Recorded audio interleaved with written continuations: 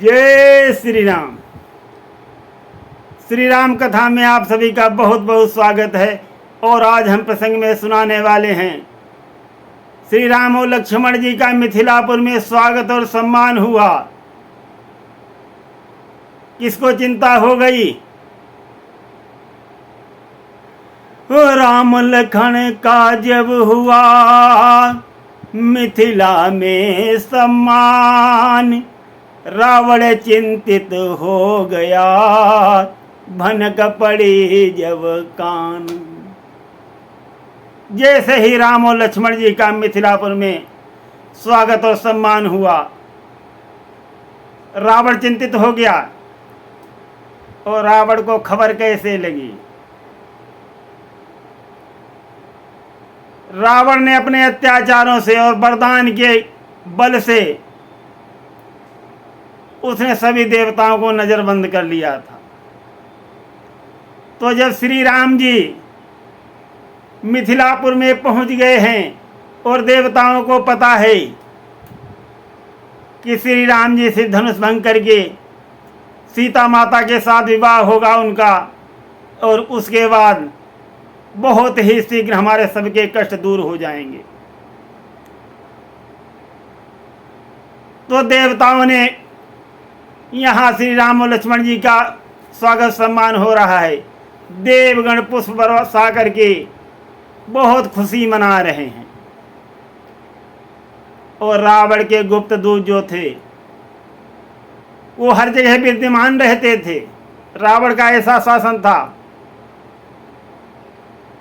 रावण जैसा राजनीतिज्ञ कोई था ही नहीं। बहुत कड़ा शासन था उसका, और ऐसे वो बंदोबस्त करता था।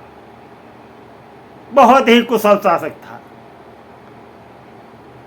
तो दूतों ने रावण को खबर दी कि देवतागण हंस रहे हैं बंदी गृह में, अवश्य कुछ आपके लिए घटना घटने वाली है। तो रावण बोला, क्या कहा? देवतागण हंस रहे हैं? दूतों ने कहा, हाँ महाराज। बंदी गृह में जब देव हंसे, दूतों ने खबर पहुंचाई है। बोला, रावण क्या कहते हो, मन में अति चिंता छाई है।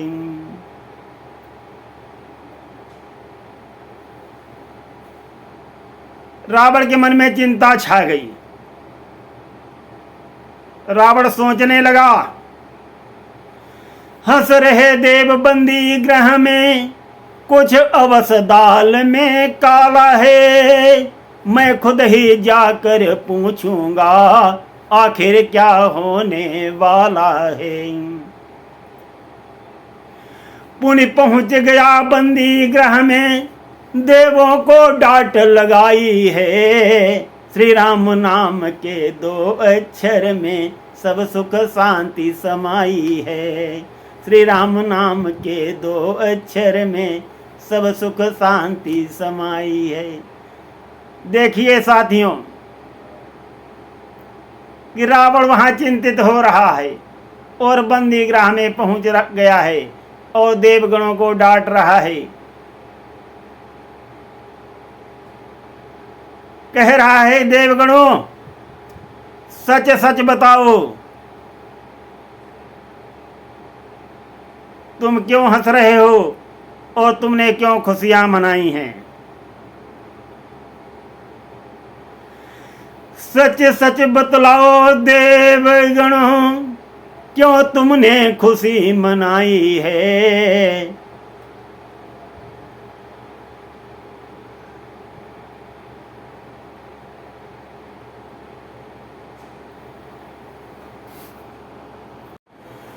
सच सच बतलाओ देवगणों, क्यों तुमने खुशी मनाई है?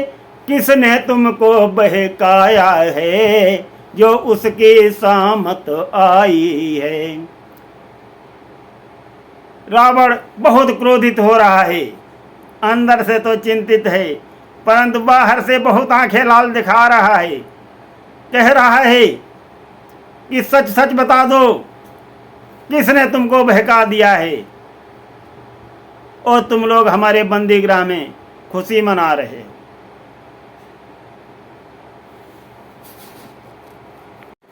रावण देवताओं से कहता है, वचन असत्य अगर बोला सब भेद अभी खुल जाएगा।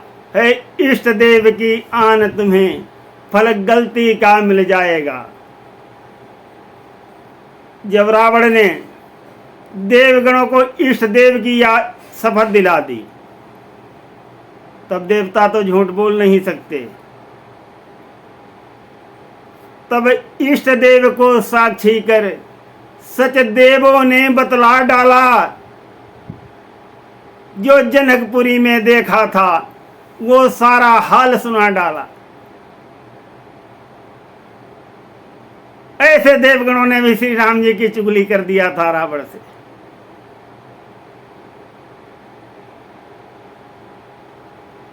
जब रावण को ये पता चला,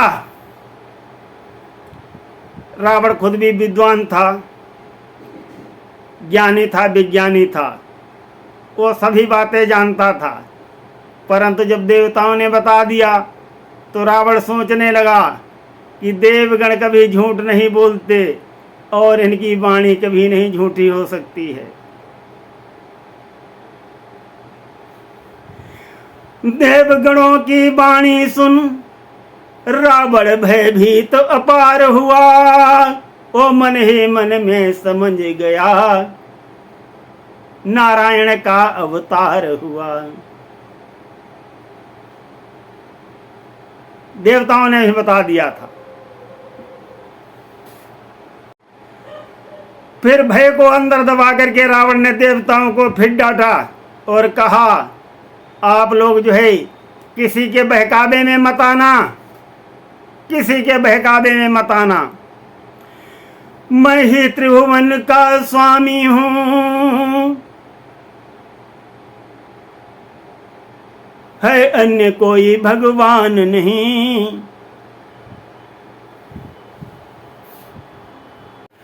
मेरे प्रताप बल के समान जग में कोई बलवान नहीं। जाते जाते पुनि धमकाया, मेरे बचनों का ख्याल रहे। मैं जग का करता धरता हूँ, मेरे बंधन में काल रहे। इस प्रकार से जाते जाते देवतागणों को रावण जो है धमका रहा है। जब रावण की ऐसी वाणी सुनी तब महाराज इंद्रदेव से नहीं रहा गया और उन्होंने रावण को हड़काया। सुनिए इंद्रदेव ने क्या कहा।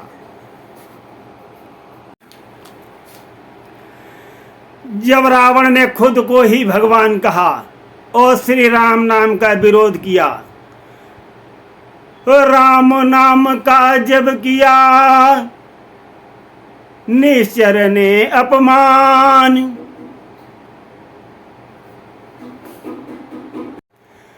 बल के मद में कह रहा खुद को ही भगवान। रावण की ये दुष्टता सह न सके सुरनाथ, मन को अति गंभीर कर कहा क्रोध के साथ। देवराज इंद्र बहुत गंभीर होकर के कह रहे हैं रावण से कि रावण, तुम सचमुच बहुत बलवान हो। सचमुच रावण बलशाली हो, तुम महावीर वरदानी हो। स्वर्ण महल में रहते हो, अत्यंत धुरंधर ज्ञानी हो। फिर आगे देवराज ने क्या कहा। पुनि हरि की निंदा मत करना, सुन सकते मेरे कान नहीं। तुम महाबली हो सकते हो सकते हो भगवान नहीं। देवराज ने इस प्रकार अपनी गुस्सा दर्शाई है। श्री राम नाम के 2 अक्षर में सब सुख शांति समाई है। साथियों, देवगण अवश्य रावण की नजरबंद थे और जिस समय रावण उनको बुलाता था वो प्रकट हो जाते थे। जो रावण कहता था उसकी बात को मानते थे। परंतु जब हरि की निंदा रावण ने किया, भगवान श्री राम के नाम का विरोध किया, तब देवराज से नहीं सुना गया और उनकी नजर जो है अपने वज्र के ऊपर गई। देवराज गंभीर होकर के सोचने लगे, अब मैं किसी वरदान की ख्याल नहीं करूंगा रावण तेरी, अब मेरा वज्र जो है तैयार हो रहा है। और देवराज ने अपने वज्र की तरफ नजर डाली तो साथियों, कि कोई कितना भी बलवान हो, कितना भी वरदानी हो, कितना बड़ा तपस्वी हो, जो किसी दूसरे को पीड़ा पहुंचाता है, उसकी खैर नहीं रहती। भगवान उसके विरोध में आ ही जाते हैं। चाहे तपधारी हो, मैंने बताया था, चाहे कोई भी हो, अगर किसी ने किसी दूसरे को पीड़ा पहुंचाई तो सभी ईश्वर की संतान हैं और संतान की पीड़ा कोई बर्दाश्त नहीं करता है। इस प्रकार से हम आज के प्रसंग को यहीं पर विश्राम देते हैं। सुनते रहिए। धन्यवाद। जय श्री राम।